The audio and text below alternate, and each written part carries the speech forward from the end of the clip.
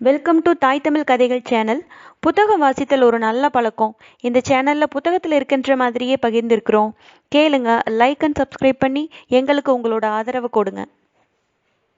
புது வெள்ளம். அத்தியாயம் 21. திரை சலசலத்தது. ஒரே சமயத்தில் ஒருவனுக்குள்ளே 2 மனங்கள் இயங்க முடியுமா? முடியும் என்று அன்றைக்கு வந்தியத்தேவனுடைய அனுபவத்திலிருந்து தெரிய வந்தது. சோழ வளநாட்டிற்குள்ளேயே வளம் மிகுந்த பிரதேசத்தின் வழியாக அவன் போய்க் கொண்டிருந்தான். நதிகளில் புதுப்புனல் பொங்கிப் பெருகிக் கொண்டிருந்த காலம். கணவாய்கள் மதகுகள் மடைகளின் வழியாக வாய்க்கால்களிலும் வயல்களிலும் குபுகுபுவென்று ஜலம் பாய்ந்து கொண்டிருந்தது. எங்கே பார்த்தாலும் தண்ணீர் மையமாயிருந்தது. சோழ தேசத்தை வளநாடு என்றும் சோழ மன்னனை வளவன் என்றும் கூறுவது எவ்வளவு பொருத்தமானது! இப்படி எண்ணியவுடனே சோழ நாட்டுக்குச் சோழ மன்னனுக்கும் ஏற்பட்டிருந்த அபாயங்கள் நினைவுக்கு வந்தன. இந்த நிலைமையில் தன்னுடைய கடமை என்ன? இளவரசர் கரிகாலர் கொடுத்த ஓலையை மட்டும் சக்கரவர்த்தியிடம் சேர்ப்பித்துவிட்டு தன் கடமை தீர்ந்தது என்று இருந்து விடுவதா? இந்த ராஜகுலத் தாயாதி காய்ச்சலிலும் பூசலிலும் நாம் எதற்காக தலையிட்டுக் கொள்ள வேண்டும்? சோழ நாட்டுச் சிம்மாசனத்துக்கு யார் வந்தால்தான் நமக்கு என்ன? பார்க்கப் போனால் நம்முடைய குலத்தின் பூர்வீக பகைவர்கள்தானே இவர்கள். சோழர்களும் கங்கர்களும் வைதும்பர்களும் சேர்ந்து கொண்டுதானே வானகோப்பாடி ராஜ்யமே இல்லாதபடி செய்துவிட்டார்கள். இன்றைக்கு ஆதித்த கரிகாலர் நம்மிடம் அன்பாக இருந்ததனால் அந்த அநீதியெல்லாம் மறைந்து போய்விடுமா? சேச்சே! அந்த பழைய சம்பவங்களை அநீதி என்றுதான் எப்படிச் சொல்ல முடியும்? அரசர்கள் என்றால் ஒருவருக்கொருவர் சண்டையிடுவது இயற்கை. அதுபோலவே வெற்றியும் தோல்வியும் மாறி மாறி வருவதும் இயற்கை. வென்றவர்கள் மீது தோற்றவர்கள் கோபங்கொள்வதில் பயன் என்ன? நம்முடைய மூதாதைகள் நல்ல நிலைமையில் இருந்தபோது அவர்களும் மற்ற அரசர்களை கதிகலங்கடித்தார்கள். அடியோடு அழித்துவிடத்தானே பார்த்தார்கள். அது என்ன பாடல்? இதோ ஞாபகம் வந்துவிட்டது. சேனை தழையாக்கி செங்குருதி நீர்தேக்கி ஆணை மிதித்த அருஞ்சேற்றில் மானபரன் பாவேந்தர் தம் வேந்தன் வாணன் பறித்து நட்டான் மூவேந்தர் தங்கள் முடி. இப்படியெல்லாம் போர்க்களத்தில் கொடூரமான காரியங்களை நம் முன்னோர்களும் செய்திருக்கிறார்கள். போர்க்களத்தில் தோற்றவர்களின் கதி எப்போதும் அதோகதிதான். ராமரைப் போலவும் தர்மபுத்திரரை போலவும் எல்லா அரசர்களும் கருணை வள்ளல்களாக இருந்துவிட முடியுமா? அப்படி அவர்கள் இருந்தபடியினால்தானே காட்டுக்குப் போய் திண்டாடினார்கள். வீர புருஷர்களாயிருந்தும் வீரர்களின் துணையிருந்தும் வெகுவாக கஷ்டப்பட்டார்கள். ராஜரீகத்தில் கருணை என்பதே கூடாது. பார்க்கப்போனால் சோழ குலத்தவர்கள் சிறிது கருணை உள்ளவர்கள் என்றே சொல்ல வேண்டும். எதிரிகளையும் முடியுமானால் நண்பர்களாக்கிக் கொள்ளவே பார்க்கிறார்கள். அதற்காக குலம் விட்டு குலம் கலியாண சம்பந்தமும் செய்து கொள்கிறார்கள். சுந்தர சோழரின் தந்தை அரிஞ்சய சோழர் வைதும்பராயன் மகளை திருமணம் செய்து கொள்ளவில்லையா?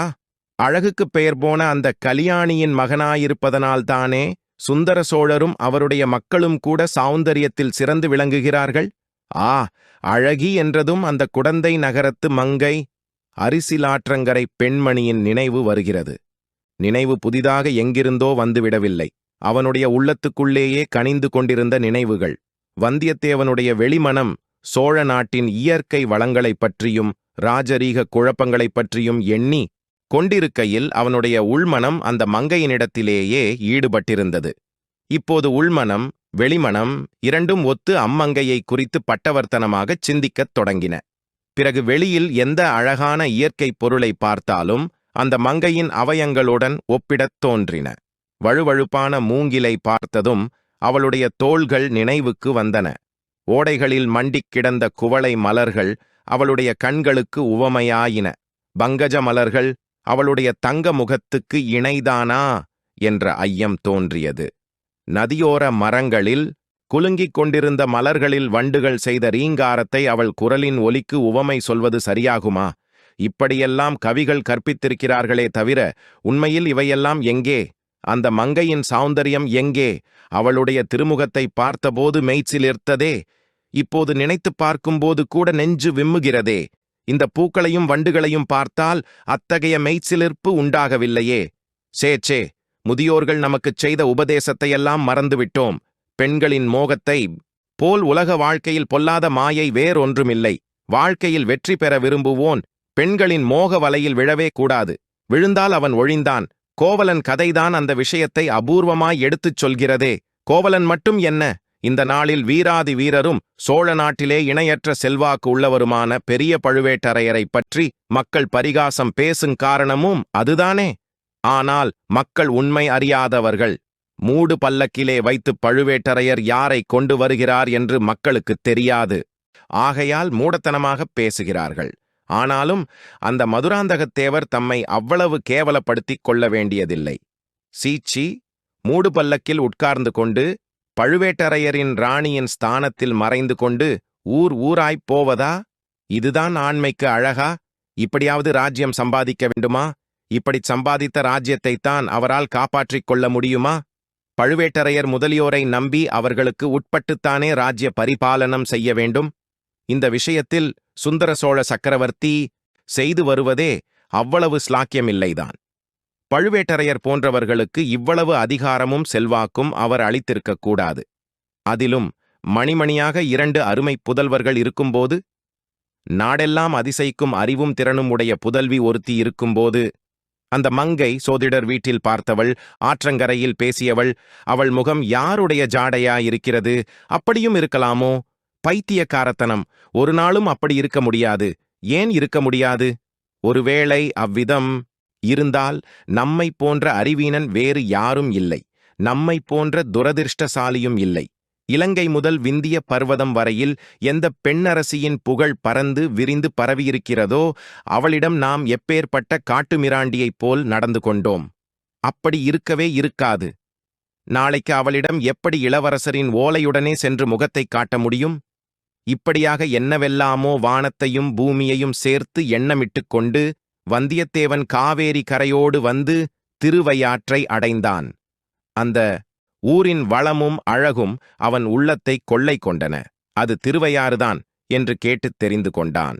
அந்த அற்புத க்ஷேத்திரத்தின் மகிமையை பற்றி அவன் கேள்விப்பட்டிருந்ததெல்லாம் உண்மைக்கு கொஞ்சம் குறைவாகவே தோன்றியது. ஞானசம்பந்தர் தேவாரத்தில் உள்ள வர்ணனை இங்கே அப்படியே தத்ரூபமாய் காண்கிறது. 300 ஆண்டு காலத்தில் மாறுதல் ஒன்றுமே இல்லை. அதோ காவேரியின் கரையில் உள்ள மரங்கள் என்ன செழிப்பாய் வளர்ந்திருக்கின்றன. பலா மரங்களில் எவ்வளவு பெரிய பெரிய பலா காய்கள் தொங்குகின்றன. இந்த மாதிரி தொண்டை மண்டலத்தில் எங்கும் பார்க்கவே முடியாதுதான். ஆகா, வளமான இடங்களுக்கென்று குரங்குகள் எங்கிருந்தோ வந்துவிடுகின்றன. அவை கிளைக்கு கிளை தாவுவது எவ்வளவு அழகாயிருக்கிறது. சம்பந்தப் பெருமான் என்ன சொல்லியிருக்கிறார்? இதோ ஞாபகம் வருகிறது. திருவையாற்று வீதி முனை அரங்கங்களில் பெண்கள் நடனம் ஆடுகிறார்கள். இந்த ஆடலுக்கேற்ற பாடலோடு மத்தளச் சத்தமும் முழங்குகிறது. அந்த முழக்கத்தைக் கேட்ட குரங்குகள் மேகங்களின் கர்ஜனை என்று எண்ணி உயர்ந்த மரங்களின் உச்சாணி கிளைகளில் ஏறி மழை வருமா என்று வானத்தை பார்க்கின்றன.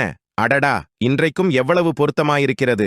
உயர்ந்த மரங்களில் உச்சாணி கிளைகளில் குரங்குகள் ஏறுகின்றன. அது மட்டுமா, ஆடல் பாடல்களுக்குரிய இனிய சத்தங்களும் ஊருக்குள்ளிருந்து வருகின்றன.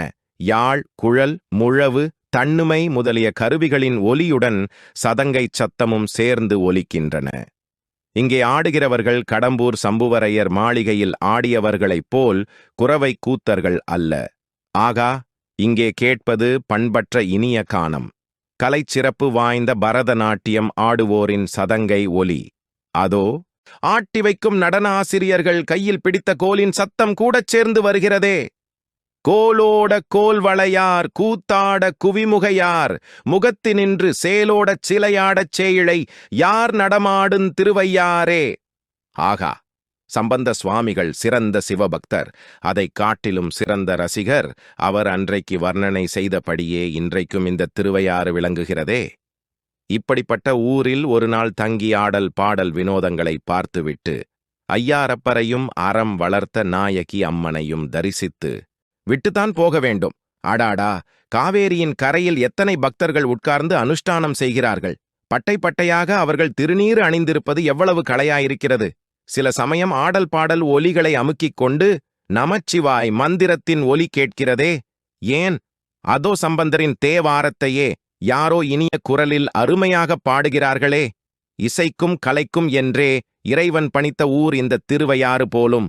இந்த ஊரில் கட்டாயம் ஒரு நாள் தங்கிப் பார்த்து விட்டுத்தான் போக வேண்டும். தஞ்சாவூருக்கு அவசரமாக போய்த்தான் என்ன பயன்? கோட்டைக்குள் பிரவேசிக்க முடிகிறதோ என்னமோ? அப்படி பிரவேசித்தாலும் மகாராஜாவின் பேட்டி கிடைக்குமா? மகாராஜாவைத்தான் 2 பழுவேட்டரையர்களுமாகச் சேர்ந்து சிறையில் வைத்திருப்பது போல் வைத்திருக்கிறார்களாமே. காவேரியின் வடகரைக்குப் போக வேண்டியதுதான். இந்த முடிவுக்கு வந்தியத்தேவன் வந்துவிட்ட தருணத்தில் ஒரு சம்பவம் நடந்தது. மேற்கு திசையிலிருந்து காவேரி கரையோடு ஒரு பல்லக்கு வந்தது. பல்லக்குக்கு முன்னாலும் பின்னாலும் சில காவல் வீரர்களும் வந்தார்கள். வந்தியத்தேவனுக்கு ஏதோ ஒரு சந்தேகம் தோன்றியது. பல்லக்கு அருகில் வருகிற வரையில் அங்கேயே நின்று காத்துக் கொண்டிருந்தான். அவன் நினைத்தபடியே இருந்தது. பல்லக்கை மூடியிருந்த வெளித்திரையில் பனை மரத்தின் இலச்சினை சித்திரம் காணப்பட்டது. ஆஹா, கடம்பூரிலிருந்து வருகிற பல்லக்குத்தான் இது. நாம் குடந்தை வழியாக வர இவர்கள் வேறொரு வழியில் வந்திருக்கிறார்கள். ஆனால் பழுவேட்டரையரைக் காணோம். அவர் வேறு எங்கேயாவது வழியில் தங்கிவிட்டார் போலும். பல்லக்கு தஞ்சாவூர் இருந்த தென் திசை நோக்கித் திரும்பியது. அவ்வளவுதான். வந்தியத்தேவன் திருவையாற்றில் தங்கும் எண்ணத்தை விட்டுவிட்டான். அந்த பல்லக்கை பின் தொடர்ந்து செல்லத் தீர்மானித்தான். என்ன நோக்கத்துடன் அப்படி தீர்மானித்தான் என்றால் அது அச்சமயம் அவனுக்கே தெரிந்திருக்கவில்லை. பல்லக்கில் வீற்றிருப்பது மதுராந்தகத்தேவர் என்று மட்டும் அவனுக்கு நிச்சயமாய்த் தெரிந்தது. அவர் மேல் ஏற்பட்டிருந்த அருவருப்பு மேலும் சிறிது வளர்ந்தது. ஆனாலும் பல்லக்கை தொடர்ந்து கொஞ்சம் போனால் ஏதாவது ஒரு நல்ல சந்தர்ப்பம் ஏற்படலாம். பல்லக்கை சுமப்பவர்கள் அதை கீழே வைக்கலாம். ஏதேனும் ஒரு காரணத்துக்காக இளவரசர் மதுராந்தகர் வெளிப்பட்டு வரலாம். அச்சமயம் அவருடன் பழக்கம் செய்து கொள்ளலாம். அது தஞ்சாவூர் கோட்டைக்குள் பிரவேசிக்கவும் சக்கரவர்த்தியை பார்க்கவும் பயன்படலாம். அதற்குத் தகுந்தபடி ஏதாவது கொஞ்சம் பேசி வேஷம் போட்டால் போகிறது. தந்திர மந்திரங்களை கையாளாவிட்டால் எடுத்த காரியம் கைகூடாது அல்லவா? அதிலும் இராஜாங்க காரியங்களில். எனவே பல்லக்கையும் பரிவாரங்களையும் முன்னால் போகவிட்டு சற்று பின்னாலேயே வந்தியத்தேவன் போய்க் கொண்டிருந்தான். ஆனால் அவன் எதிர்பார்த்த சந்தர்ப்பம் ஒன்றும் கிட்டவில்லை. காவேரிக்கும் தஞ்சாவூருக்கும் மத்தியிலிருந்து மற்றும் 4 நதிகளை கடந்தாகிவிட்டது. அப்படியும் பல்லக்கு கீழே வைக்கப்படவில்லை. ஒரே மூச்சாகப் போய்க் கொண்டிருந்தது.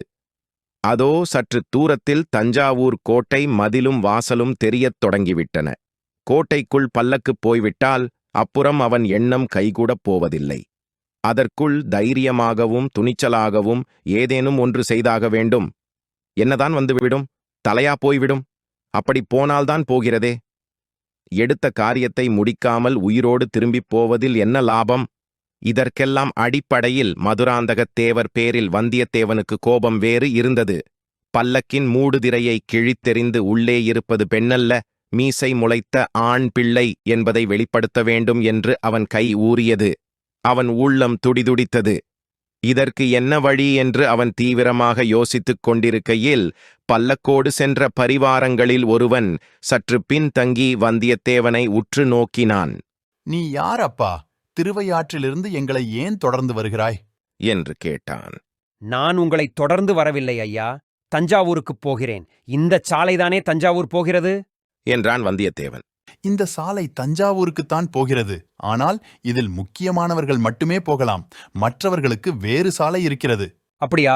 ஆனால் நானும் ரொம்ப ரொம்ப முக்கியமான மனுஷன்தான் என்றான் வந்தியத்தேவன். அதைக் கேட்ட அவ்வீரன் புன்னகை செய்துவிட்டு, தஞ்சைக்கு எதற்காகப் போகிறாய் என்றான். என் சித்தப்பா தஞ்சையில் இருக்கிறார். அவருக்கு நோய் என்றறிந்து பார்க்கப் போகிறேன். உன் சித்தப்பா தஞ்சையில் என்ன செய்கிறார்? அரண்மனையில் உத்தியோகம் பார்க்கிறாரா? இல்லை இல்லை, சத்திரத்தில் மணியக்காரராயிருக்கிறார். ஓகோ, அப்படியா? சரி, எங்களுக்கு முன்னாடி நீ போறதுதானே? ஏன் பின்னாலேயே வந்து கொண்டிருக்கிறாய்? குதிரை களைத்துப் போயிருக்கிறது ஐயா. அதனாலேதான். இல்லாவிடில் உங்கள் முதுகை பார்த்துக் கொண்டே வருவதில் எனக்கு என்ன திருப்தி? இப்படி பேசிக்கொண்டே வந்தியத்தேவன் பல்லக்கின் அருகில் வந்துவிட்டான். உடனே அவன் மூளையை விரட்டிக் கண்டுபிடிக்க முயன்ற உபாயமும் புலப்பட்டுவிட்டது. குதிரையை கால்களால் அமுக்கி முகக்கயிற்றை இழுத்து பல்லக்கின் பின் தண்டை தூக்கியவர்களின் பேரில் விட்டடித்தான். அவர்கள் பயத்துடன் திரும்பி பார்த்தார்கள். வந்தியத்தேவன் உடனே, மகாராஜா, மகாராஜா, பல்லக்கு தூக்கும் ஆள்கள் என் குதிரையை இடிக்கிறார்கள். ஐயோ ஐயோ என்று கத்தினான். பல்லக்கை மூடியிருந்த திரை சலசலத்தது. மீண்டும் சந்திப்போம். லைக் அண்ட் சப்ஸ்கிரைப் பண்ணி எங்களுக்கு ஆதரவு கொடுங்க. தேங்க்யூ.